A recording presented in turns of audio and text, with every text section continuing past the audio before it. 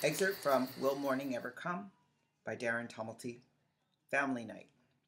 Russell got home from the boxing at 5:30, smack at the start of cocktail hour. The house was empty, but the chaos would start up like clockwork. There were three possible scenarios. If Rudy came home filled with drinks from the bar around the corner, he'd be in prosecutor mode, interrogating Russell's every move. Who are you going to see? Where are you going? If they came home together with armloads of supplies, things would be fine. They'd focus on the pre-drinking rituals of crushed ice, sliced limes, and cracking beer caps. Of course, the best scenario would be the least likely, if they never came home at all.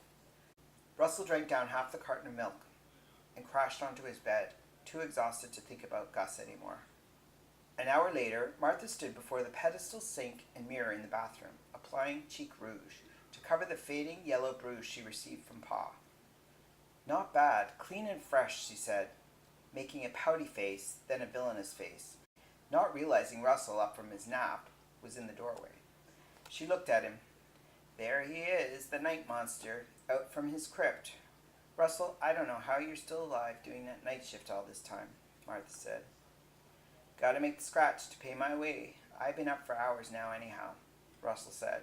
He sat on the edge of the clawfoot tub. I gotta get in here. Is that bruise sore? He asked. Nah, it healed up pretty good. See what I get for shooting my mouth off? Learn from me, little brother. I had to eat crow for a week and tell Daddy that there were no boys except Jesus in my life from now on. That's what I wanted to talk to you about. Did you get my note? She asked, ignoring his bathroom request to apply more mascara to enhance her lashes. I saw your note. Who am I supposed to meet? Curtis or Teresa? What are you up to? He asked. Well, it seems that since Mother blew my cover, more like Pa's head exploded like the shed, Russell interrupted, about Curtis. His name is Curtis Johnson. You know how I foolishly thought Mother would think it no big deal? Well, I was wrong. It's just dating. That's all it's been, Russell, Martha said. You weren't there. Pa was so tanked I had to knock a bloody rifle out of his hands. He's beyond the brink now, Russell said. I'm sorry, Russ. I'm sorry I put you in it this time. I guess they're at the Laurentian. We best get out of here, she said, pulling at his arm. Well, if I'm coming with you, can you pick up the pace in here? He asked. All right. They could be home any minute. Daddy's only grunting at me, but if they ask, we're meeting Teresa for a show. Rebel without a cause, Martha said. Come on, Martha, Russell said, in the front vestibule. She pulled her coat from the closet as he heard the key turn in the lock. Martha looked at her brother and froze. Russell's heart sank. Shit, too late, sucker. The door swung open. Rudy let Dot in ahead of him, his hand gentle on her back, guiding her, as if they were home from their first date. In a fantastic mood, they entered the apartment. A 50-proof toxic cloud accompanied them. Where the hell are you kids off to? It's family night, for Christ's sakes, Rudy said. That's right, family night. Come on now, Dot said. She sounded like a parrot repeating family night. We'll play charades or something, she beamed at Rudy lovingly. We're just about to go. I'm sure you need a beer, Daddy, Martha said. Russell followed her pivot, leery about plying Pa with more liquor. She'd always said the best way to keep peace is fixing cocktails, gin for Mommy and Dow for Daddy. Sure, encourage the sick habit. He was skeptical and certain there would be fisticuffs tonight. Mother, you go and get your comfy clothes on. Russell and I will put out snacks, Martha said. Ma stumbled into her room. Russ, we'll play for a bit. It's too dangerous to leave now. He'll sure kill me once he remembers, Martha said, whispering. I think we need to skip this altogether, Russell said. Seeing them cordial together was terrifying. Something odd was going on. Nonsense, I'm the oldest. You just follow my lead, she said. Dot and Rudy migrated to their usual seats in the living room, he in the armchair and she on the sofa. For once, Pa didn't turn on the wood panel television and curse the tentacle antennas. It seemed time to engage in the inner workings of a nuclear family and some nice conversation. Martha held the tray of drinks for them. See, it's just like a restaurant, she said. She wanted to say bar. Martha, how is the reception desk today? Is your boss a handsome fellow? Dot asked.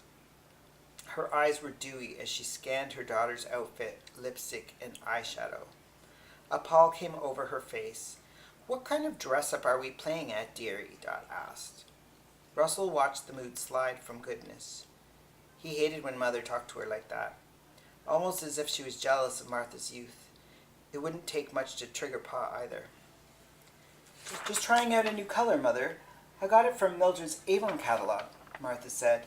She stiffened, trying to use Aunt Mildred as a distraction. Usually Ma covered for her and didn't antagonize her in front of Pa, but they'd been drinking plenty. So Martha was on her own this time. Rudy grunted. A pinched look appeared on his face, as if he'd drunk a bottle of vinegar. "You're looking like a goddamn tramp. You better not leave the house tarted up like that," Rudy said, eyes slanting. He pulled on his beer without gazing away, watching her with microscopic precision, almost waiting for her to fuck up. A minute passed. Russell felt like a natural-born bruiser, coming off beating the shit out of Gus, was primed to pounce on him. "Ooh la la, Daddy," Martha said in an ear-splitting baby voice. "Hee, I'm just trying something new. Don't be that way. You must have had such a long, hard day," she said, batting her eyes softly. Russell had seen the daddy's girl tactic work before. It was only recently she'd fallen out of his favor. There was no way this would work on a sober person. It was a silent waiting game. Dot filed her nails. Ice tinkled in a glass. "Come on, flip the trigger. Turn it around." His eyes softened. He jerked his head away from Martha with attention landing square on Russell, the new target, because there always had to be a target. "And what about you, boy? You're black and blue. You let some fucker bust open your lip?" "What do you have to say for yourself?" Rudy asked, his bloodshot eyes squinting. "Oh, it was nothing, Pa. Just boxing." "You should see the other guy." "I gotta get some sleep. I'm working the night shift," he said, lying. They never knew which days he was on or off, and were passed out by then anyway. He exited the room. Knowing Pa didn't like being walked away from, Martha jumped in with a preventative measure. Bottle opener in hand, she opened the beer like a pro. "Daddy, here's a nice cold one," Martha said. She'd been serving him beer since she was 5. "Tee-hee, such a cute wee girl you got there, Rudy." "Teresa and I are going to the pictures," she said. Russell listened from the hallway. He wanted to clock his father in the head. He looked at his mother's daydreaming face. Something was going on with her.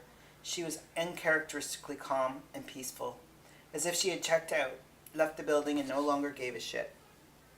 Rudy took the bottle and stood up. He twisted the knob of the television set. It fired up with a small round light getting bigger and bigger. The oval screen soon made its way onto the ballgame. Russell wondered if the television companies knew how many lives they had saved. Pa's focus on TV officially ended family night.